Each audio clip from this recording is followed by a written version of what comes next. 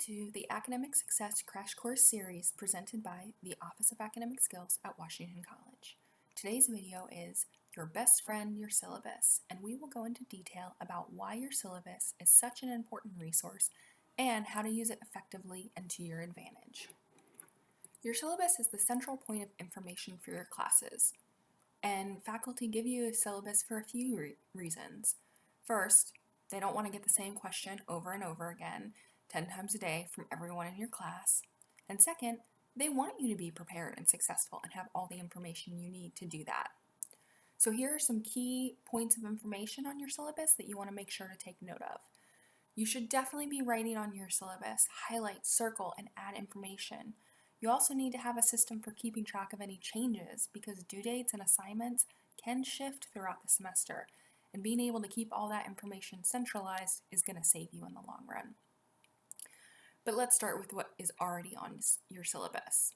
Every syllabus is different, but the basics are the same, and this is what you should be looking for and referring back to in your syllabus for each class. That is the professor information about the class, their policies and expectations, info about assignments and the content you're going to be covering, and resources they recommend and expect you to use. You don't need to be memorizing your syllabus, but you do need to go through and highlight where this information and other information that you think is important can be found. This is stuff you want to know where to find. Know if you need to ask it and jot it down if they told you in class on the first day, because you're not going to remember these kind of things by midterm or the end of the semester if it's not centralized. And you also need to know if they have a policy or preference on different things.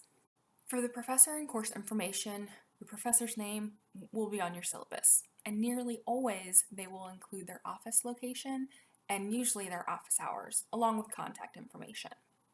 That's great to have handy and know where to find, especially the office hours. If the office hours aren't on there, check Canvas or ask them. Then jot it down on your syllabus so that you always have that information easily accessible. Take note of if they have office hours or if they prefer to schedule a meeting with you. Do they have specific hours during which you can schedule a meeting with them? Do they have a requirement that you meet with them at any point during the semester?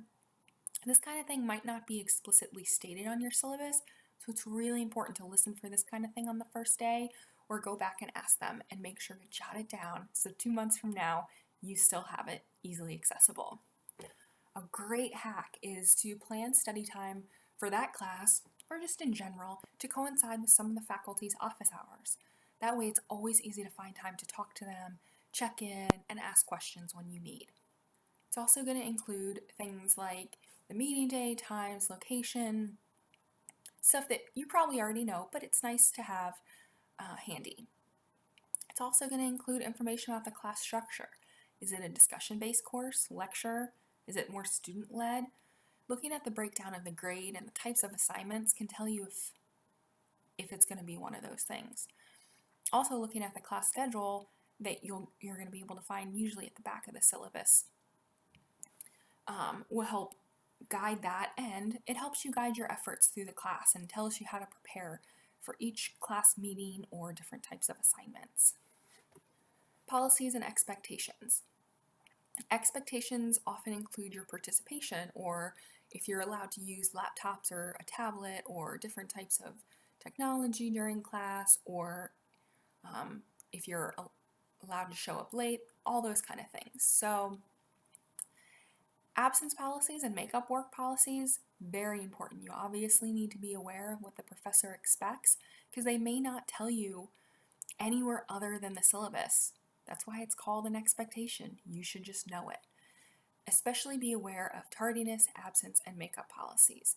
Often we don't pay attention to these until we need them, and it can be too late, cause a lot of stress, and end up impacting your grade. So, an absence policy. Maybe you missed 3 classes throughout the semester because you overslept, you needed to study for something else later in the day, or you had some kind of technology issue. But then what happens when you're really sick, but their policy states 3 absences, and each absence after that costs you 5% off your participation grade? That can have a huge impact on your grade. Often it can make the difference between a B and a B minus or or a C and a C minus, that kind of thing. Well, what about if you haven't missed any classes yet, but on the day a paper is due, you need to miss class? Something comes up. So you decide you're going to email the professor later and turn the paper in, or maybe you'll turn it in the next time you have class or during their office hours later. You should be aware because maybe their policy states that assignments are due at the start of class, no exceptions. You could lose 10% off a grade you earned, a whole letter grade, because you weren't aware of a policy that they have in writing in their syllabus. I'm not saying any of this to scare you. I say it because it's easy to make sure that this doesn't happen to you just by reviewing your syllabus and having information easily at hand. Use the information they include about grading to help you prioritize. If you have 2 assignments due on the same day and one is worth a larger percent, that's the one you can give an extra review to the night before. Plan that out now. What are your biggest, most important grades or assignments this semester?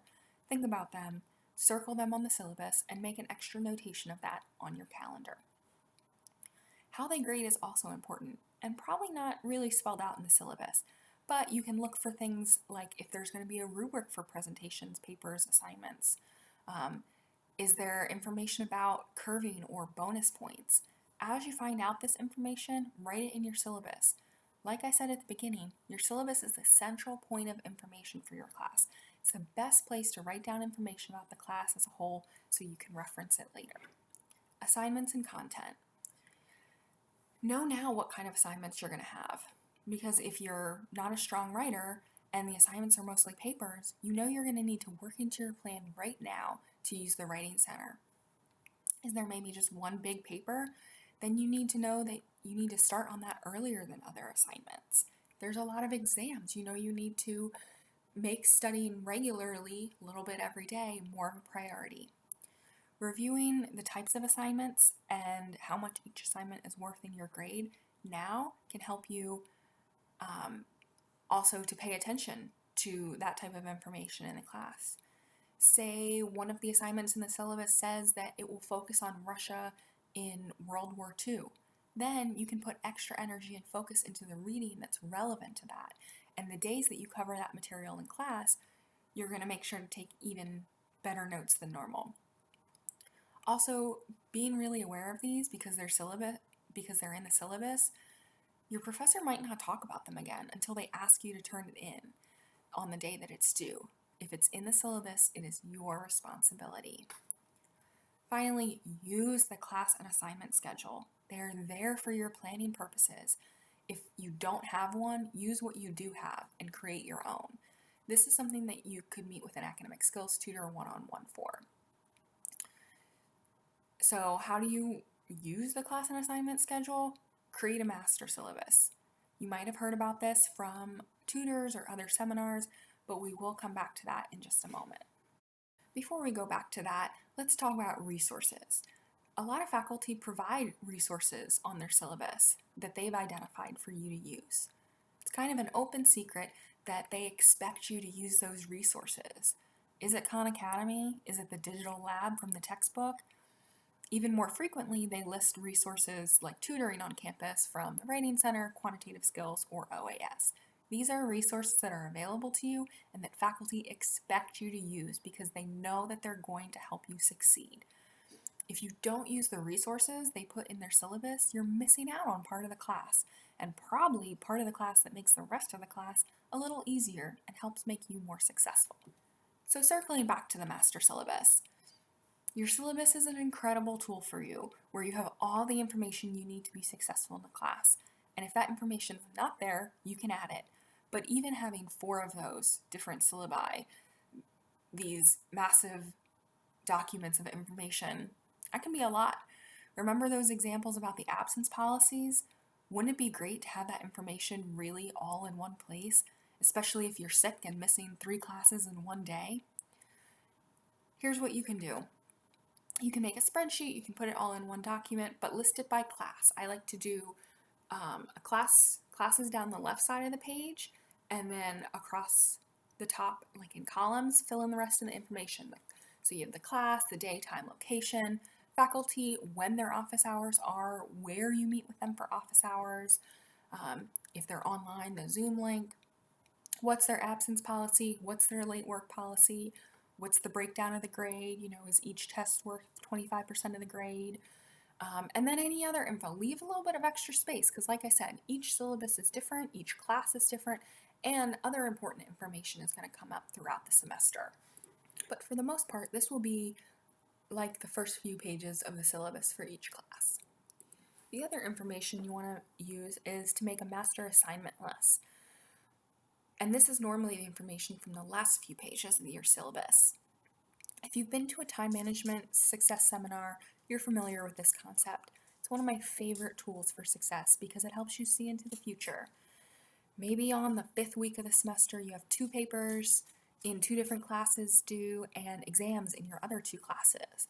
So when you look at your calendar, maybe you also see you've agreed to a few extra hours at work that week. A lot of times we don't see these wildly busy weeks coming until Sunday before they happen. Then it's a little too late to prepare and you're in for a stressful week.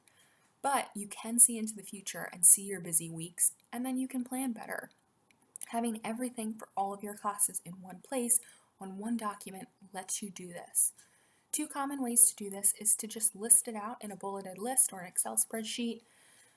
Include the date, the assignment, and the class, just line by line. Another option is to put it all in a calendar. You could even color code by class to make it easy to discern and not have to include, the course prefix before each assignment. That works really well for very visual people.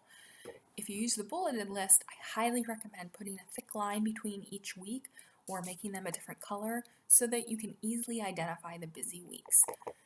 You can check out one of our time management seminars or crash courses to learn more about this, or even better, schedule an appointment with an academic skills tutor to learn more and have them help you figure out the best format for you, because everyone is different.